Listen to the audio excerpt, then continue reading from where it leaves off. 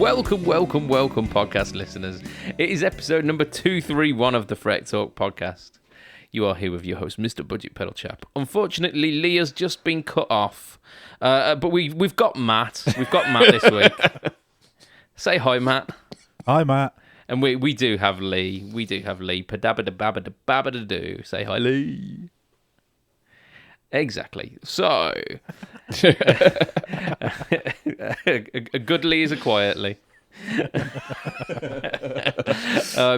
This is the second podcast of 2022, and the first one featuring both of you fellas, isn't it?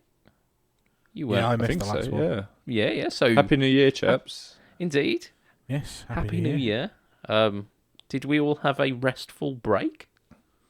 Not as restful as I'd hoped. I did plan to put my phone down and not look at it, and I did that a few days, but just constant messages and work to do and stuff like that. It just all the time.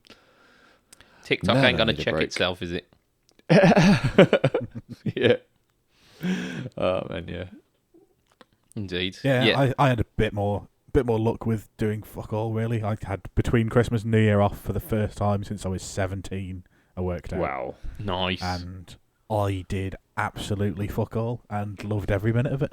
Indeed. I mean, there's something to be said about the simple pleasures in life, and doing fuck all is one of those, isn't it?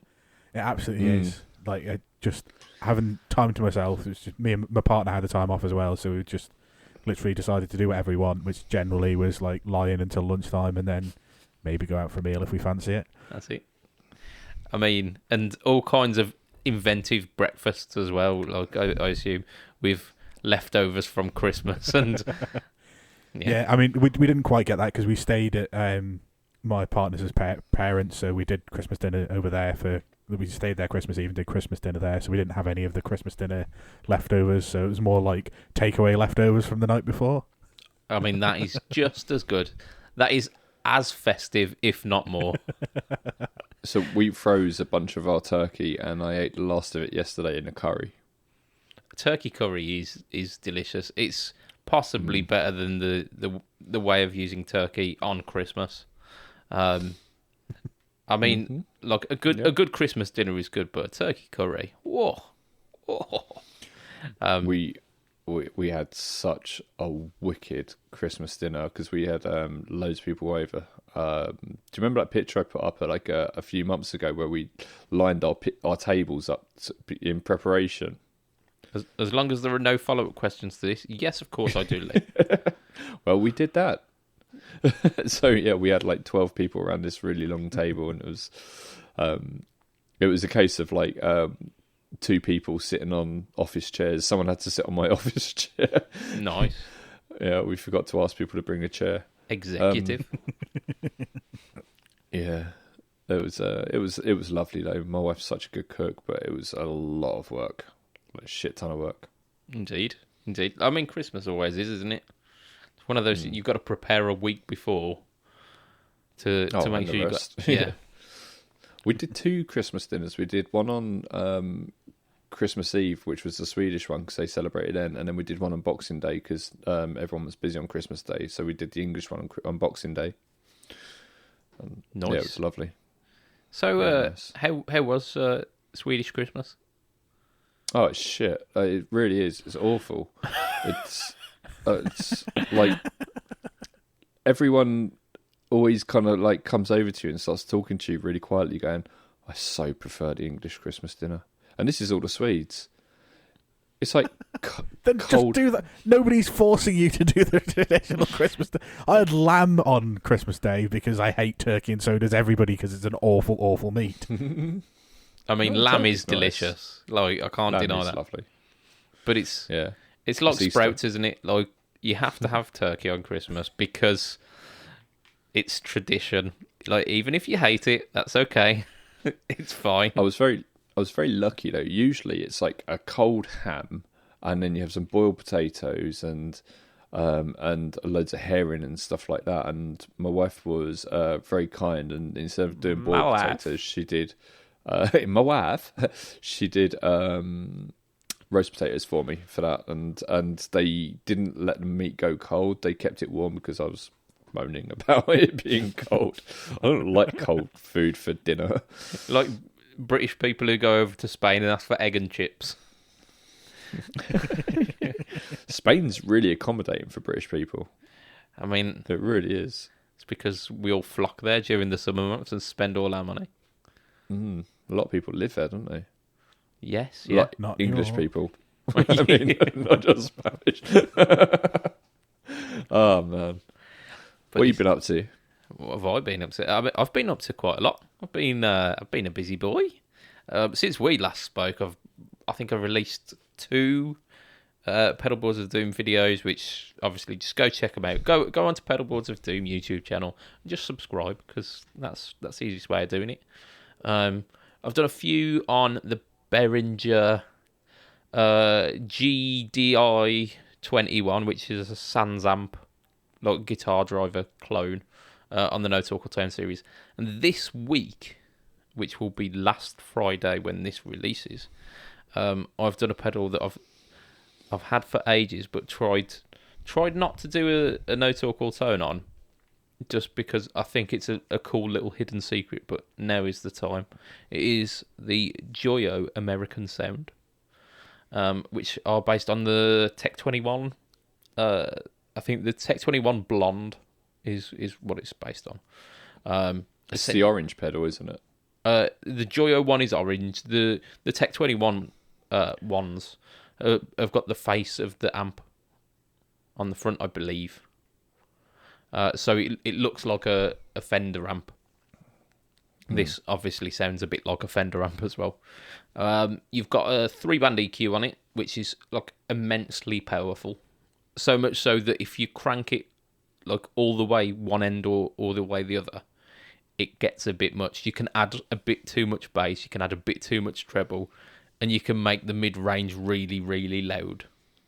But because of that, you can pretty much tweak in any tone, like to suit any guitar that you want, pretty much. It's also got drive and a level, which you'd expect, and it's got a voice control, which alters the way that the bass response and the mid-range work together. So you can like really scoop it out to give like a really like the really kind of scooped Fender tones, and then you can like push it the other ends to get like bassman tones. Bassman. Bassman. Bassman. Yeah. I always wanted you to go into Bassman, man. Yeah. That's literally what was in my head, but I didn't want to do it. That's it, yeah. I don't know why I called it the Bassman. So, but there you go. I really want to listen to that song now. Who was that? Babylon 5. Babylon. Babylon. Moon. Oh, Babylon Zoo. Sorry. It was Babylon Zoo. Yes, Babylon Moon. Babylon 5 is a TV show, isn't it? Really good TV show. Yeah. Is that one of the Star Treks? It is. Is that Babylon 5? No, it. So this guy created the idea for Deep Space Nine, and then he pitched it to the Star Trek people. They said no, thank you. So he went and made Babylon 5, and then almost at the same time, the Star Trek guys released Deep Space Nine. Basically, they nicked his idea. So there were 2 shows about a space station running simultaneously, and they're both very good. Which one had the Wookiee? Yeah, it says use Matthew. the Force, Jean-Luc Picard. I think we might have melted Lee. Said Sinclair. So yeah, done a no talk or tone on that one, and then you can see scheduled on my list of stuff as well. The one that will release this week is the British sound as well. We'll talk about that a little bit next week. I have been doing a little bit of guitar practice because the band have decided that they want to throw more songs into the set, which it's all good for the listeners, the punters. However, for me, it means that I can't just sit back and be a lesson. What is it? That's it, yeah. What are they adding? So there's a Bruno Mars tune, there's a Billy Ocean tune, there's Smooth by Santana, and there's Africa by Toto, which I'm having to sing the majority of. It's tough as There's fuck. lots of weird harmonies in that as well. There are. Fortunately, the singer's very good, so Okay. I can do a lot of the not tough stuff. No, to be honest, my harmony singing is not too bad. But she does do a lot of the heavy lifting on the harmony You're lines. what singing? Sorry, your harmony singing. Harmony singing, yes. Your However, harmony, harmony, whatever. Harmony, whatever you say, you southerner. However, I wanted to take this opportunity to do a little bit of a quiz. I wanted to. This is where me and Matt go, oh, for fuck's sake. Yeah. Depends on what it's on. If it's on the lyrics of Africa, I'm okay. It is on the lyrics of Africa. Oh, so, God. Because that's what it sounded like it was going to be. so I know the bit that goes ba ba ba ba ba ba ba. I mean, that's not a lyric. I hear the drums echoing tonight. There we go, Yeah. Matt. So you've got there. Go on. Yeah. Go on. Oh, fucking Is that hell, how I far hear the we've got? drums echoing tonight. I genuinely struggle with the next line. Something about Yep. whispers of a quiet conversation, is it? Indeed. I'm coming in 12:30 flight. You are, yes, Dirty indeed. bastard. 12:30 flight. I can't remember the This next bit, but I know yeah. I can't remember the next bit at all. What's the next line? I've been singing it for a week and I can't tell you. It's something about like this, like silver wings of. Hang on, I've got this on Oh, my phone. they something about your salvation. Hang on. Oh, that's 10cc, not in love. That was personal. That weren't business. Welcome to Boomercast. Here we go. She only hears whispers of quiet conversation. She's coming in 12:30 flight. The moonlit wings reflect the stars that guide me towards salvation. There you go. I stopped an old man along the way, hoping to find some old forgotten words or ancient melodies. Yeah. He turned to me as if to say, "Hurry, girl, they're waiting here for you." Is it? "Hurry, boy." Hurry, boy. Dun. Waiting here for you. There we Then go. Yeah. It's going to take us lots from you. Yeah. So there we Can go. we stop this now? But This it is also well says boring. that Kilimanjaro rises above the Serengeti, despite the fact that they're about 900 miles apart Yeah. Yeah. and in two completely different countries. Indeed. Yeah. Yeah, Kilimanjaro rises like Olympus above the Serengeti. Yeah. Yeah, Yep. just it's just a casual 1,000 miles away, 4 countries over. But I mean, but it is a massive fucking mountain, so. It ain't that fucking massive. So there you go. there's loads of ridiculousness in that song. So yeah, Do you know the lyrics are where the- incredibly complex. So much so that to sing along with a song, I kind of have to read them. However, the chords also really complex. Oh, it's a pain in the. So we keep talking about it and keep practicing it and never bothering. Yeah, and go. We go through it and then we're like, well, we're adding 9 songs to the set at the moment. This is going to take more than one run through, so we'll just drop it and just throw a blues number in. Yeah. But like it's all over the place and it's not logical. Well, it does like the chord progressions repeat and like yes, but the way that the chord progression is set up doesn't follow. Yeah, like your conventions. standard Yeah, convention. It's not like a 1-6-4-5 at all. There's lots of like modulating between keys. Yeah. I get that. I've learnt the patterns and I can get that down. I can do one or the other. I can't do both. Good luck. Well, to be fair, if you listen to it, it's only very, very pulled back in the mix for the guitar, apart from when the keyboard's doing the solo. So you should be all right. Yeah. If you forget it, just sing, because people will notice you're not singing more than they'll notice you're not playing the guitar. They'll notice that I'm mumbling the words and getting the guitar, but like actually,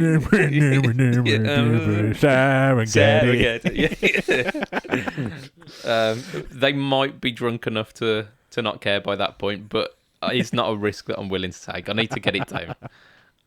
Yeah. One thing that I found out as well, like I was listening to it and playing along yesterday, in fact, and during the chorus, the guitar's a lot more simple, so it's a lot more doable. It's essentially like a kind of standard chord progression It's by that point. just power chords as well. You don't have to. It's literally just ding, ding, ding. Apart from there is that do no no no. That's it, yeah. So I realised that as I was doing it, I'm singing along, and then I heard da-na-na-na. I thought, oh fuck. But it's all relatively generic, and I should be able to do that. Fingers crossed. Yeah. If not, we drop in that shit. But yes, so I've done that. I've also I've appeared on another podcast. I feel I need to tell you guys. It's like I've cheated on you. Yeah, that's it. Yeah, I've made it. I was invited on to one of our Patreon backers, actually, one of his podcasts. Mr. Doug Christ asked me if I'd like to be part of a episode of Masters of the Cinematic Universe, and I'm not going to give away too much because I don't think it'll be out by the time that this releases, but keep checking back with those guys because soon this Budget Pedal chap, will be featuring on it, and it's a great movie, a really good one. I've been asked to do one as well, and I'm really looking forward to it. They just asked you to do one. I think. Oh right, okay. Yeah. God, fucking do one, mate. I watched the new Ghostbusters the other day. Afterlife. Yeah, it's supposed to be good, isn't it? It was, yeah, it was really good. Yeah. Indeed. See, this is why they want me on there. Did they bust some ghosts? for that insightful commentary on the yeah, it was good. Yeah, I watched the film. Good, isn't it? Yeah. I'll tell you what I have been watching, which is relevant to our discussion, is Get Back. Oh, okay, yeah. I managed an hour of that before I was told, turn that shit off. Is that the Beatles thing? Yeah, I'm 6 hours in now. I've got one more to do, and I'm loving it. Absolutely loving it. I'm loving it right like at you. That. Indeed. Yeah, it's. I grew up listening to the Beatles and watching like Yellow Submarine. It was one of my favourite films when I was a kid, and it's one of my daughter's favourite films as well. And so, like, sitting there just watching these guys, and like you just feel like you're part of it. It's amazing. Really love it. Did it drive you to hate Yoko Ono more? Yeah. Was that possible? Seemingly. I didn't think it would be, but yeah. I try not to. Now. I try not to hate her because John Lennon loved her so much. Yeah. But it doesn't help. I mean, I'm not going to help this, but go away and just have a look at some of the art that she's now an artist. That's how she makes her living. Go away and look at some of the art pieces that she has. Mate, literally, there's one artist. of them. there's one of them, right, that I've seen that is a hostess trolley with pieces of cutlery glued to it, and that's art now. That's GCSE. You've got a 15-hour exam and you've done fuck all for 14 and a half hours. So during it, she was like, they had these really fancy like soundproofing that would like fold out into like metal as well, so you could like add a bit of resonance to the room. Yeah, and she was like painting on it and stuff like this, like just it's like, oh my god, who asked you to do that? And you hear them all complaining about Yoko, saying like, why do they have to be so close to each other all the time? And they're sitting there trying to can you imagine trying to record an album and your wife's sitting on your lap all the time? I mean, it would make things difficult. The closest I've got to that is currently whilst editing videos, my cat decides it wants to come and sit on my chest while I'm editing on my laptop. I mean, if you're shooting a video and your cat comes in, that's cool. I've seen that on YouTube videos where people are talking, the cat comes in, oh, you want to come and join in? And everyone goes, oh. No, they don't do that with sane Yoko. people go, no. Yeah. No, it's the point where it has no kind of aesthetic addition to the process. The cat just stands in front of my face so that I can't see around her. So she's, yeah. Thanks, cat. I mean, she's one of the early hosts of the Fret Talk podcast as well. The podcat, same cat. She's still going, still Podcat. still alive, still alive. You can even hear her purring in about the first 50 episodes. You can, yeah. I want to talk about something exciting with you boys. Something really, really, really, really exciting. Do tell. Acoustic guitars, right? Yep. I picked one up for the first time in probably about 6 months in acoustic.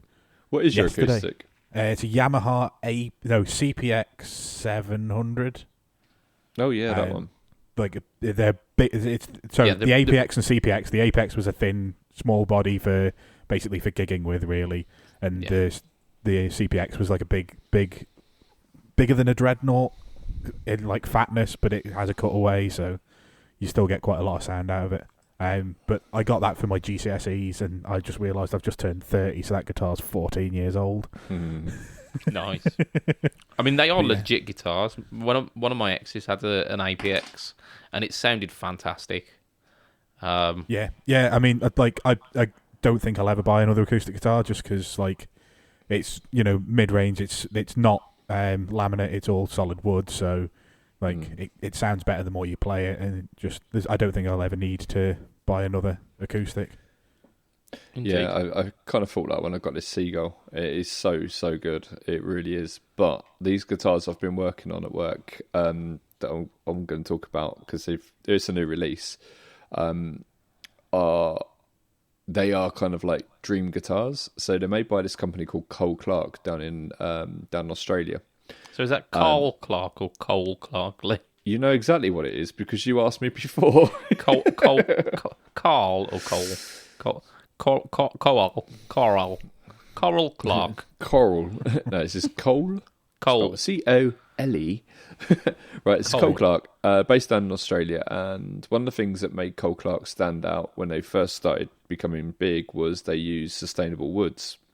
So they would use blackwood and bunya and stuff like that. But a lot of them have the same properties, or even better at times than the ones we normally use, like spruce and that sort of thing. And they look really good, some of these things. So they looked really cool. And they on their 3 series, so there's 1 series, a 2 series, and a 3 series, a bit like BMW. But and they go up in bling basically, and the 3 series always has abalone and the fretboards and stuff like that. So it's a bit of an acquired taste. Mm-hmm. But what they became really well known for was their pickup systems, and they've just released a new one, and it's really properly interesting. So they've just released 12 new guitars.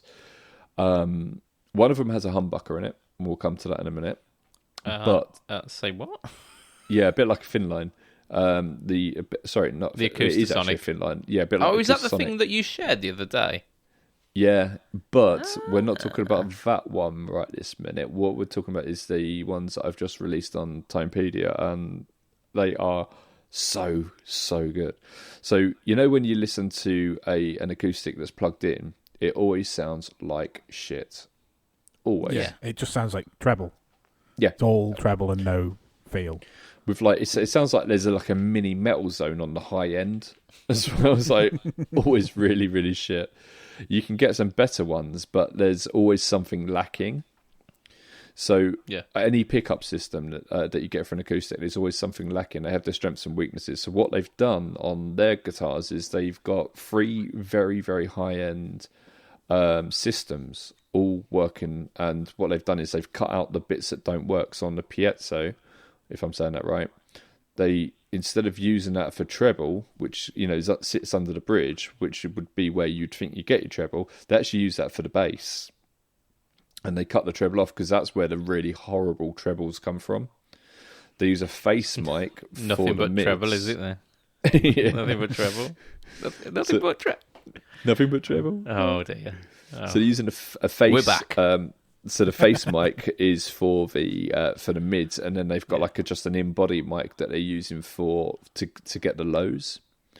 and they cut the frequencies off that don't work very well on those mics, and then you can blend them in. But basically, the idea is it's as close as you can get to the actual sound of the guitar using the pickup system. It's really, really clever.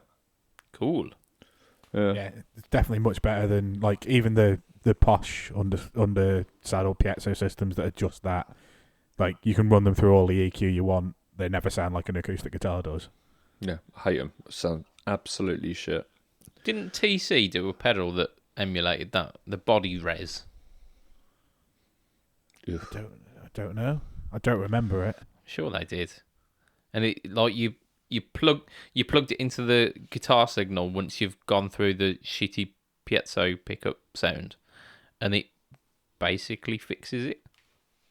I mean, there's like even the Boss acoustic simulators claim to be a acoustic preamp rather than have a mode in there where you can fix piezo sounds. And there's another one that's like an acoustic simulator from someone else that I can't remember. That again, if you instead of like just plugging a normal guitar signal, if you plug a piezo system in, you can use it to contour it and supposedly make it sound much better. And I don't think any of them actually worked. Yeah.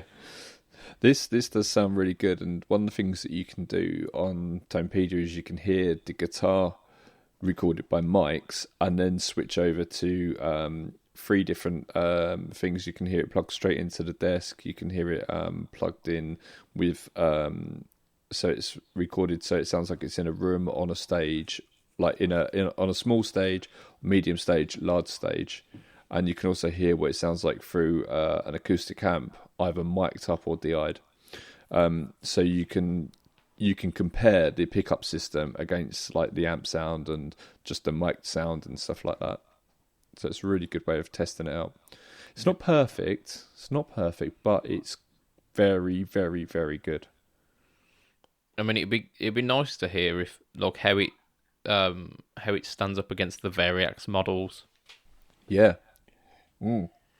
Because I thought you might say that actually. Emulated acoustic sound that I actually would use, and again, if I was doing a full gig of acoustic, obviously you just use an acoustic, but I think it's the Variax models are probably the only thing that I'd use. Like I've in the past used the Boss, and I don't think I'd ever do that again, but I'd certainly use the Variax to do the odd acoustic song if it was in the set. Oh, so absolutely. One of the models that they've released is a thin line, and you can get it with a humbucker. Now, usually when you put a humbucker in an acoustic, you usually put it by the neck, but a lot of people wanted to be able to use it for gain, so they've put it near the bridge, which makes sense. Who wants to put gain on an acoustic guitar?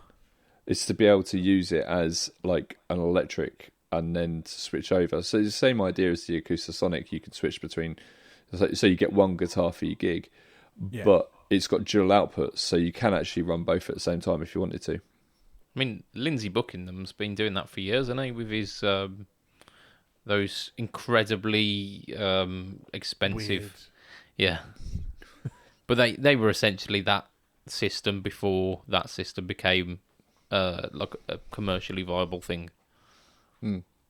But this, what's nice about this is it still has that free pickup system inside.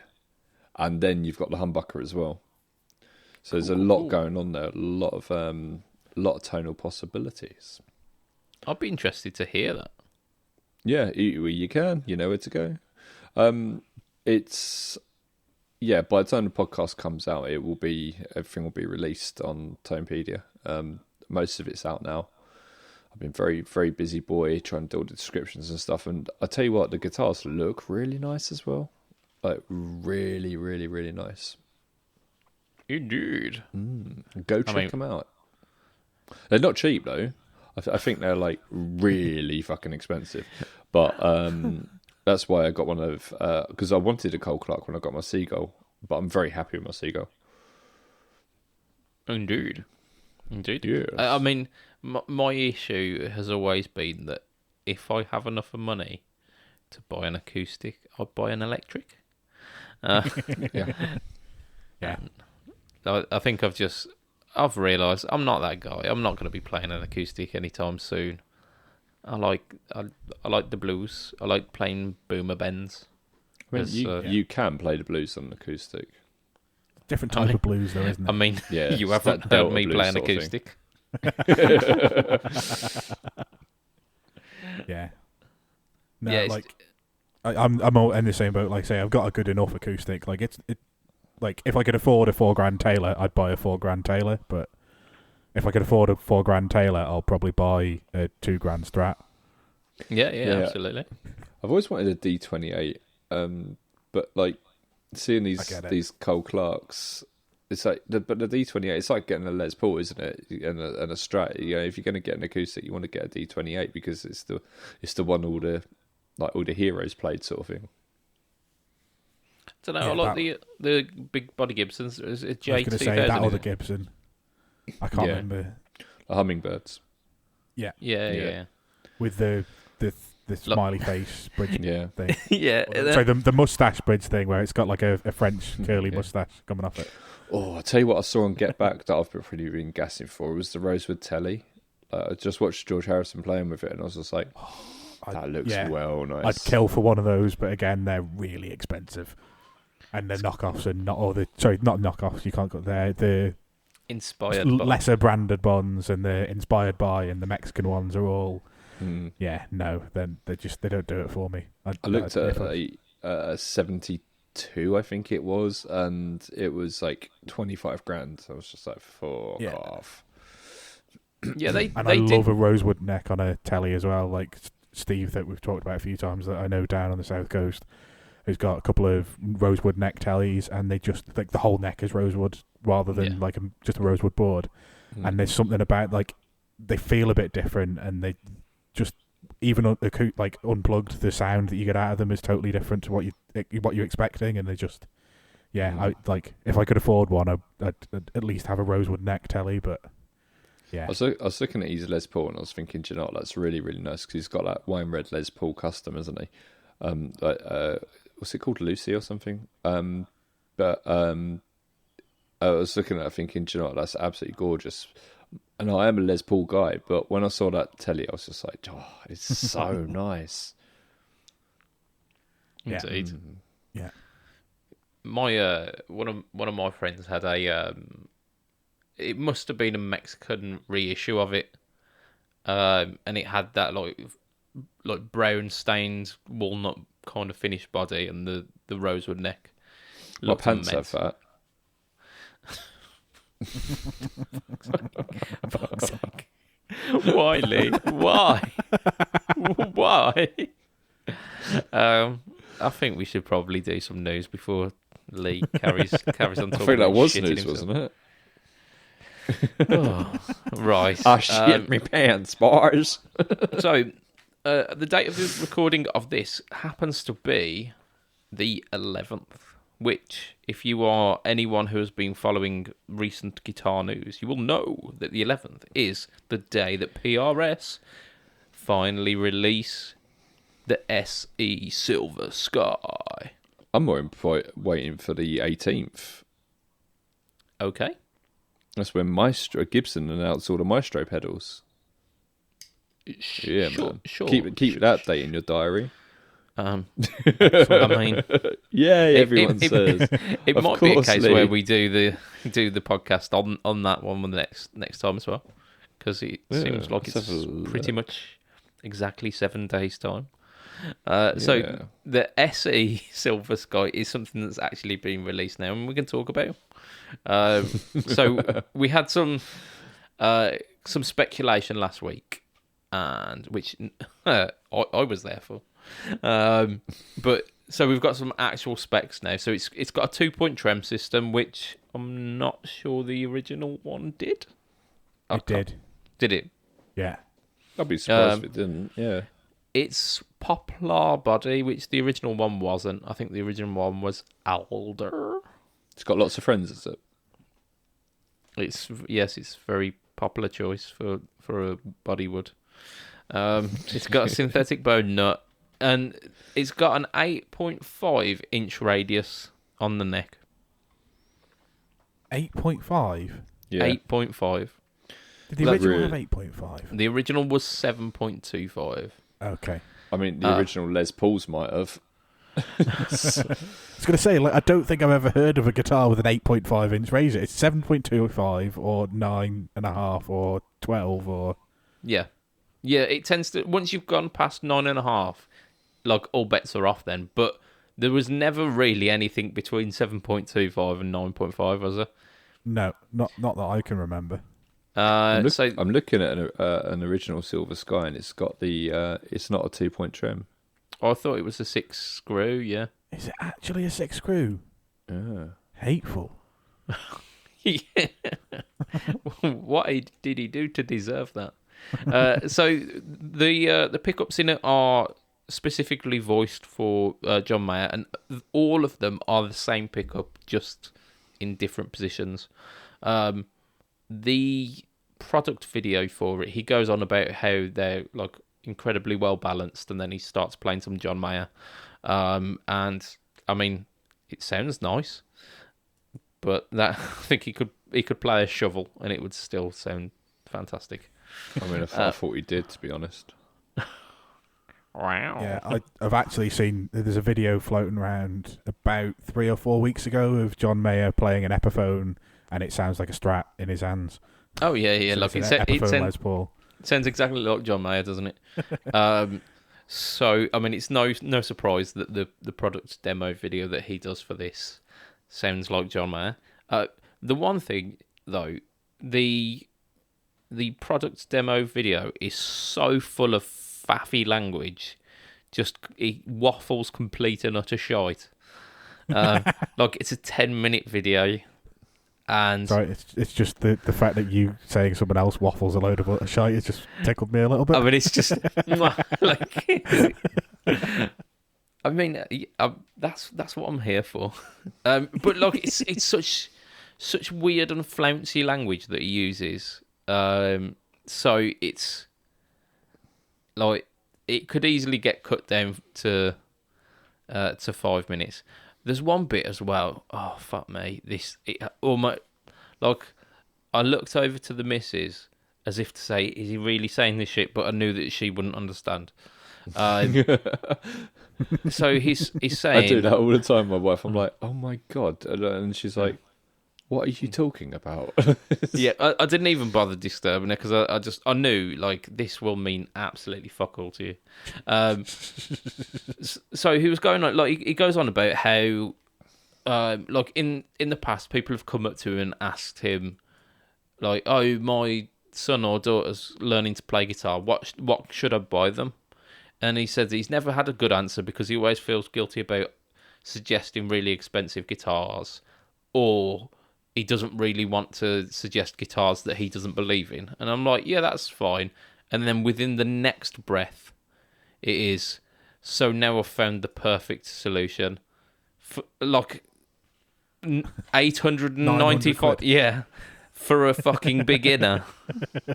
Nobody is spending £1,000 on a child. Yeah, this is the guitar, perfect. who 90% of them are going to go, after 3 months, throw it in the corner and fucking never see it again. No one is spending 900 quid on a beginner's guitar. Yeah. Unless they're a dentist. So it did make me laugh. And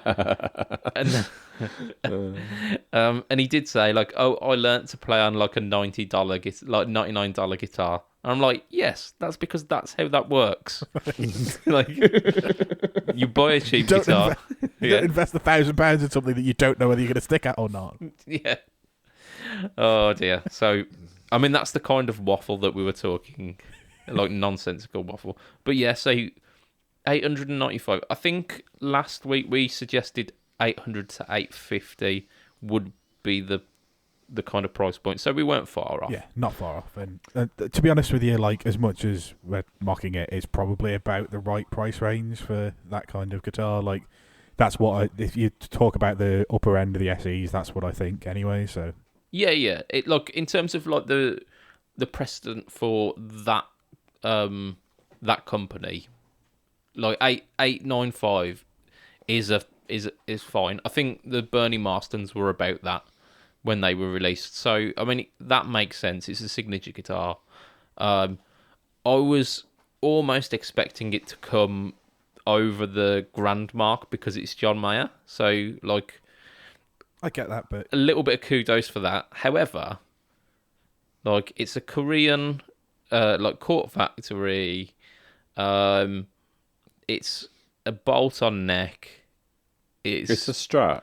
Of course, it's a bolt on it. If it was a fucking fixed neck, we'd be moaning. Yeah, but like what I'm saying is like all of these things make it cheaper less to make. less price point. So if this was like if it was a Korean Fender, which just so happened to have a 2-point trem system and a so on and so forth, you would be kicking off. So actually, is it that good? Depends on how good it is, doesn't it? Because what is the big difference between like the actual Silver Sky and this one, other than where it's made? The body material, the colours, neck radius, sorry, fretboard radius. Yeah, okay, trem system.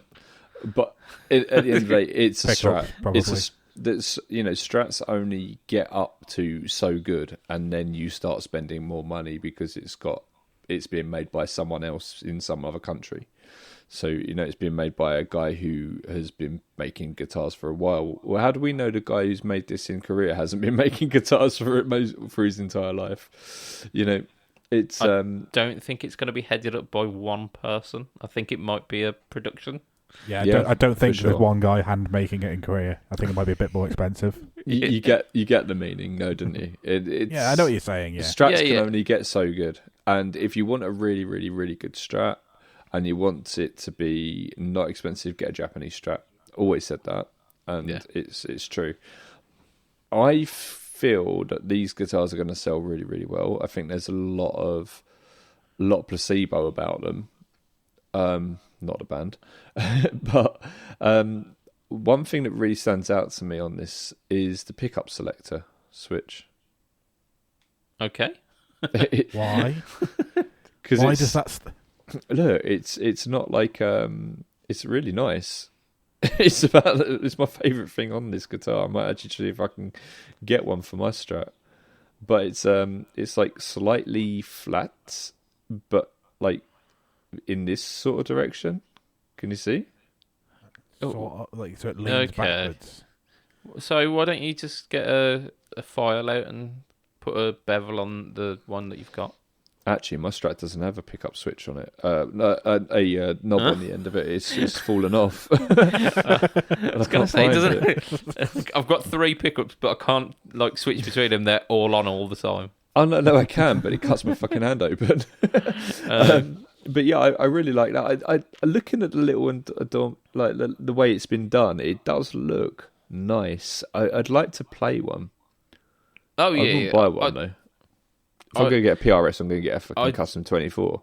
I don't think you'll get the chance to play one anytime soon because I think these are going to be sold out before they even hit the shops. They will do. And yeah, I mean, they've played a blinder with it. They've played a blinder because they've held off for, I think it was 3 years ago that the Silver Sky was released. And they've released different colours and different revisions. And people have been saying ever since, release an SE Silver Sky because there's a market for it. They know there's a market for it. They've waited for that kind of, that almost thirst for it where people are chomping at the bit, and then they've gone, okay, we'll release it because they know that these will sell out, and they will sell out. I'd say you're probably talking the later end of the year before you can see these reliably stocked in shops because I reckon they'll just be sold out well in advance. Do you think that the fretboard, the radius of the neck is so when people have been playing it for a while and then they go and pick up a proper a proper Silver Sky and they go, oh, it plays so much nicer, and then they want to buy it more? Yeah, so I was chatting with Yeomans about this actually because he's wanted a Silver Sky since they were released, and we've played a couple and they've been fantastic. I think all of these little tweaks, like the 8.5 radius and the poplar body and all of this, it's those little things, isn't it? It's the little FOMO that if you buy this, you go, oh, but the American one's got that. And if only I just had this thing, then it would be like the American. And it'll just, for some people, it'll niggle and niggle away until you go, I'll just get the American version. Mm. So the bridge actually looks identical to the other bridge, but just less screws in it.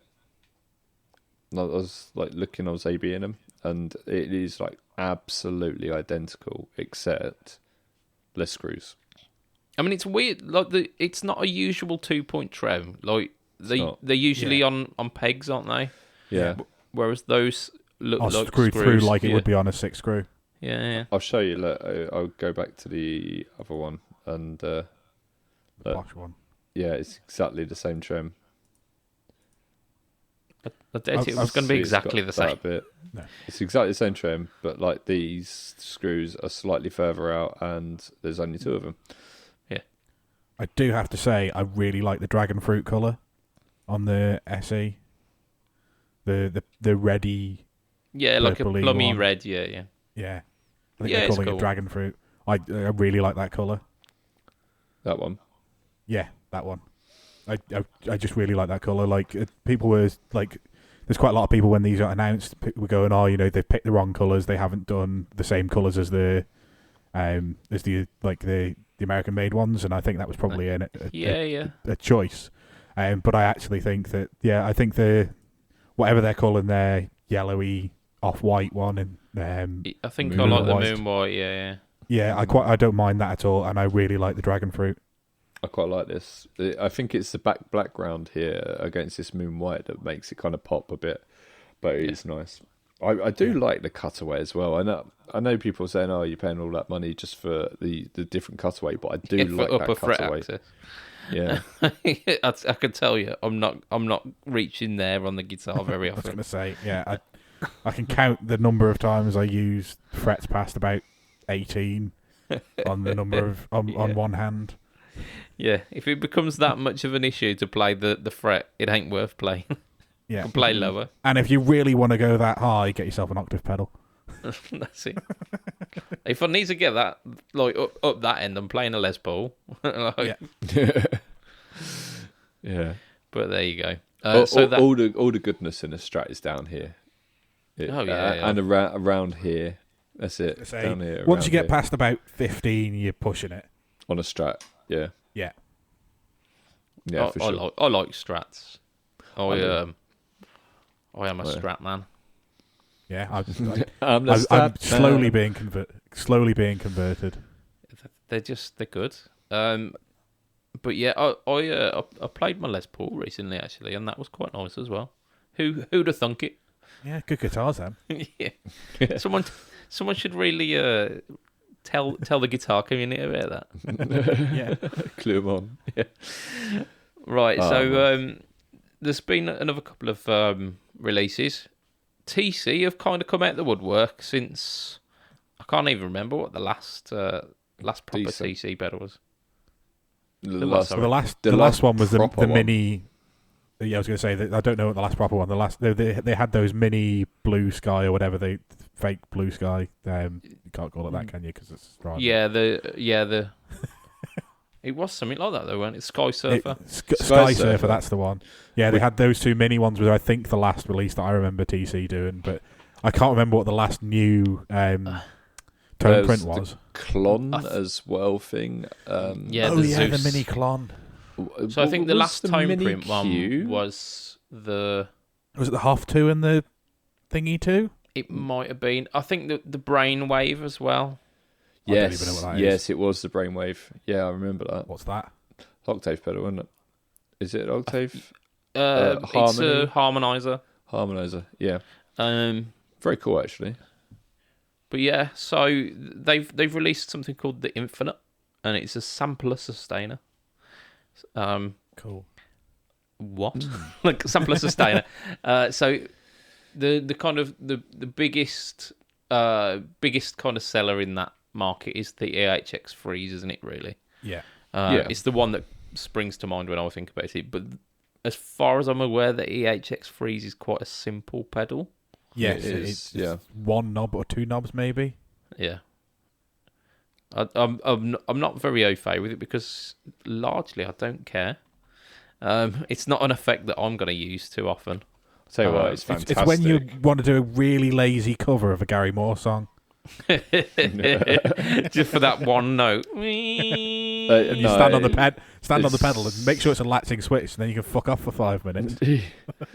That's it. Go to the bar. Quite how it works. It's really great for making a pad to play over. It's like a poor man's looper almost, but like it's more. Well, it's just it's for doing slightly different things, but like holding one set of sonic space rather than a whole loop of chords and stuff. Yeah, it's good. I've got the plus pedal, the Game Changer plus pedal, and it's the same sort of thing, but like it's like the Freeze but on steroids, and it's the one that looks like the piano pedal. Yeah, I know the one. Yeah, it's amazing. It really is. I've used it a lot for a long time, and it's got a lot of the get-ups that the Infinite has on it, but the Infinite does have some cool stuff on it as well. Yes, it's got 4 controls on the front, as you usually find with the tone print pedals. It's got decay, which I assume is how soon the note dies off after you let your foot off the latch, or if you click the switch again. It's got level, which I assume is the level of the pad, not the overall level. It's got fading as well, so you can, like the opposite of the decay. Ramp up, ramp out. So ramp in, ramp out. And then it's got effect type, which I have not done much research into. So different types of effect, I imagine. Do you want me to give you more information on this? Yeah, go for it. So you've got on the effect type, you've got L1, L2, L3, and that depends on how many layers you want to have going at once. Okay. So you could theoretically build a chord up that you would play. So do you like play something, then tap it and play something different, and then tap again to add like an extra layer on top, or I think so. Or do you have to go down to the pedal and switch L1 is this, and then turn it off and on, and then L2 is this? No, I because think that would be awkward. Yeah, I think so. L3 would be you create like 3 taps, create 3 different sounds to add to it. Okay, exactly, rather than 1, then off, then 2. So then you could do 1 so you and just 2, do 1 then and then off. 2 and then 3. Yeah. That makes more sense. You've got latching, you got momentary as well. Momentary as well. Yeah, so that makes a lot of sense. Yeah. Yeah, I think you've got that on the other one as well. On the Freeze, the Freeze you just showed us the picture of it, and there's a toggle switch. Yeah. And down on that was latch, and then you've got slow and fast. Then what you've got at the top, you've got infinite, which obviously, as the name suggests, and that will basically hold the pad forever. So you can just keep building up and building up and building up and make an absolute mess, which is fun. And then you've got 3 different tone prints where you can go in the tone print. If you know, everyone listens to this knows about tone print, I'm sure. You've got basically you can add loads and loads and loads of things into it, choruses and that sort of thing. I was going to say, like, to me, this it sounds very much the worship pedal or the worship player's favourite pedal. Especially with that infinite, and also then with the tone prints where you can like add choruses and add. I assume there'll be like choruses and delays and reverbs in there, and like that's where initially, like it's when I saw this, that's where I think the majority of its bass is going to be, that kind of worship guitarist. But it's definitely a cool effect. Like if you're going to be noodling around at home, it's the kind of thing that you'd want. Like shoegazy stuff as well. Like if you're looking at kind of creating ambient soundscapes. I know Bimpson said he uses the SY1 to do this kind of thing, like creating big pads and whatnot. And this sounds like it does part of that as well. Yeah, it's like that, but it's like Matt's saying, it's basically the shimmer, but you're getting what the shimmer does, but without the instant attack, if you know what I mean. And it just holds it forever, rather than the shimmer being a reverb. It's like lifting the actual shimmer effect and just having it as a pad. And it's beautiful. It's got a reverb built into this as well, which I think is absolute genius.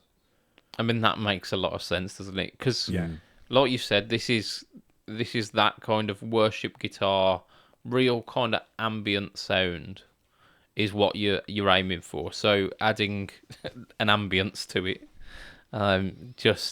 it marries completely with it, and it means that you're then not having to buy a second pedal to achieve what you need. I mean, you're thinking of all like the fancy chords and stuff, and like holding that and just playing like, "Oh, God loves me," and these sort of things. But if you start doing like the really drop tuning, and you get like a real crunch going on, and then you hold that, it's almost like having white noise over it, and then you can get like into sort of Radioheady sort of stuff with like just having white noise looping in the background sort of thing. So it can go in completely the opposite direction. Yeah, it's got a few different applications. Like I said, I don't think it's for me, but there's definitely a market out there. They are coming in at €139, so very much what you'd expect for a TC pedal. But right, why this? Look at that! Look at that! Look at that! Oh. Fucking, is that micro or mini? That's micro. This is USB. Micro USB. Micro USB. Yeah. So the old one. Like we're on USB-C now, and they're using it. It's awful, isn't it? Why that on a new pedal? Oh yeah, absolutely. They should be. Everybody should be moving to, like, bearing in mind that they're forcing Apple to use USB-C. Use USB-C. Like everybody should be using. Like it should just be the standard now for any electrical thing. If you're going to have a small USB, it needs to be USB-C. If you're going to have a normal size one, it needs to be USB-A. Yep. And USB-C works out either way up as well. Yeah. Which is nice. But yeah, that annoyed me. Unreasonably, that annoyed me, like, quite a lot. There's one other cool thing about this. It's got a loop on it. So it's not stereo, it's actually send and return loop on it, so you can put a flanger in. Oh, cool. Cool. That is actually cool. I mean, why specifically a flanger? Because every time I see a loop on a pedal, I'm like, oh, you can add a flanger in that. Okay. That's just what I always say. There you go. Yeah. I mean, yeah, just like you always say, add a flanger. Yeah, I think actually, if you think about it, a flanger or a phaser on this would actually sound fucking awesome. It probably would give a bit of movement to it, wouldn't it? It would, or a trem, like throbby tremolos. Lee. Yeah. We would be remiss if we didn't mention a pedal that has been released, which is basically taking your brain thoughts and putting it into pedal format. It might MXR, be. I'm not 100% sure.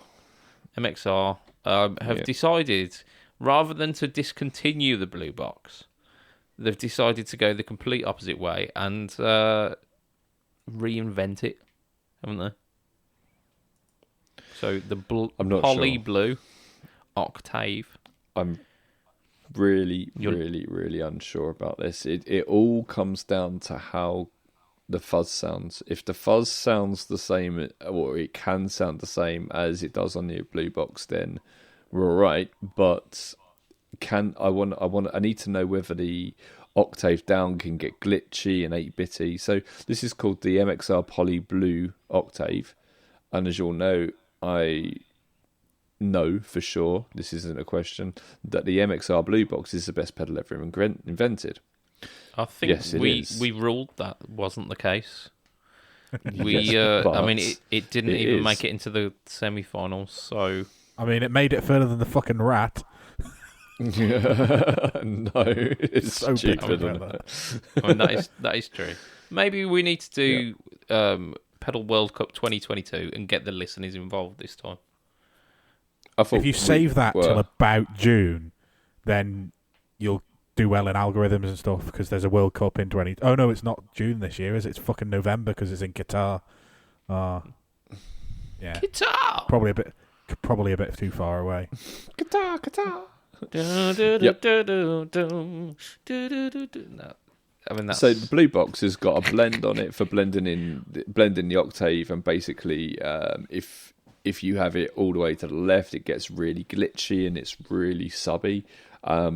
And then as you move it round to the right, it becomes more fuzzy and just a little bit of like and it's a double drop octave as well, so it's 2 below. Ah, yes. This has got sub 1, sub 2, octave plus 1, and octave plus 2. So it's 2 down and 2 up. Yeah, and you can dial them in. Then you've got dry, which you can blend in, and then you can add modulation to all of it. No one wants a dry blend, mate. No one wants a dry blend. You've got poly mode, obviously, because it's called Poly Blue Octave, but you can switch it over to mono mode, which is where hopefully the glitchiness is. And then you've got a button for fuzz, but if you hold that button down, you can adjust the dry knob. Yep, that one. And it increases or decreases the fuzz. It's pretty cool. And it's got an expression in as well. What does the expression control? Does it control the mod, or does it control one of the octaves, or do you get to choose?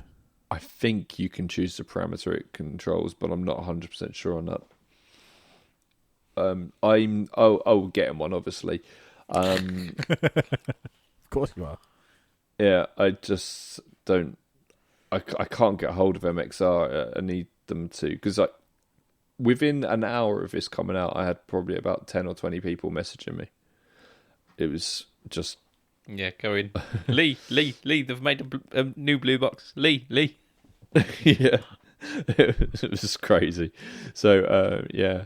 That makes sense. I'm hoping it's amazing. I really am. This could be the new best pedal ever. It could also be nothing like the blue box. So, I mean, we shall see. Like, it could be the next best pedal ever and be nothing like the blue box. I think it's more likely to be the best pedal ever if it's nothing like the blue box. Exactly. Shut the fuck up. And that, my friends, is where we end this podcast for this week. It has been. I wish it had presets. Oh. There's a lot of control there to not have presets, isn't there? Like, who needs presets? Like, people who need MIDI, I guess. So, end of the podcast. Ending. We're not carry on talk about this goddamn blue box. It's pretty low, isn't it? How do we usually end a podcast? It's been so long. Patreon. Welcome. Well, now that's the start, motherfucker. So, Patreon, you people are amazing. You are keeping the lights on, and for as little as $2 a month, you can be part of this prestigious crew of Patreon dudes. First of all, we've got Mr. Andrew Bimpson. We've got Mr. Adam Yeomans. We've got Mr. Doug Christ of 37 Effects, of Masters of the Cinematic Universe. Check that podcast out. And the Just Surprise Me podcast. Also check that one out. We've got Mr.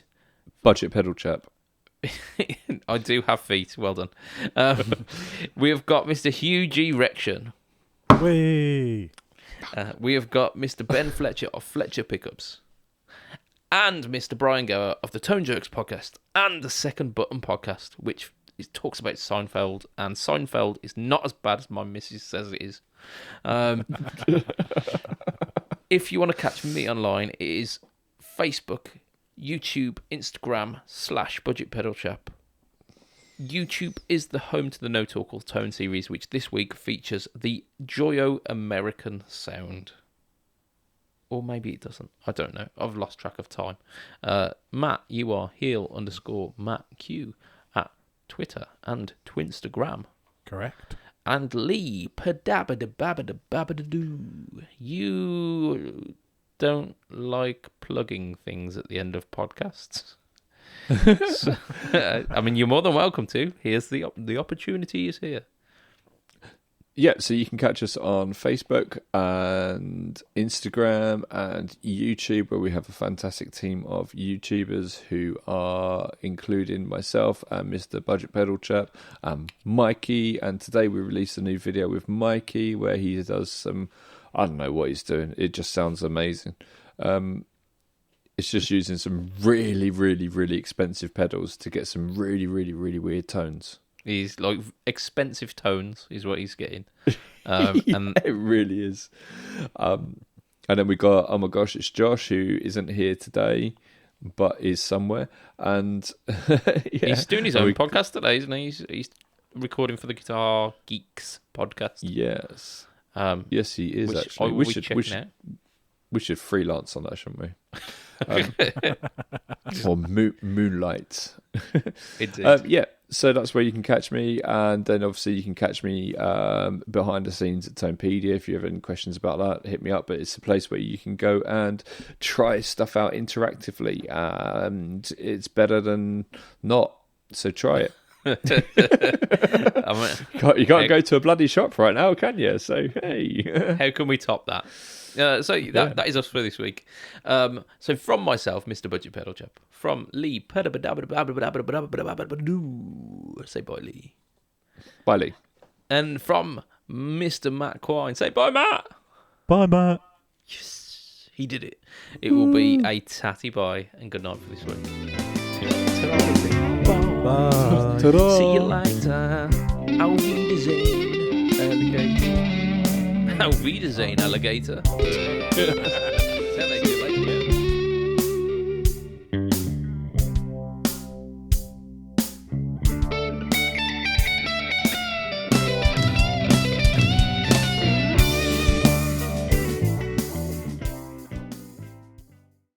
What do you get when you mix a duck with a cement mixer?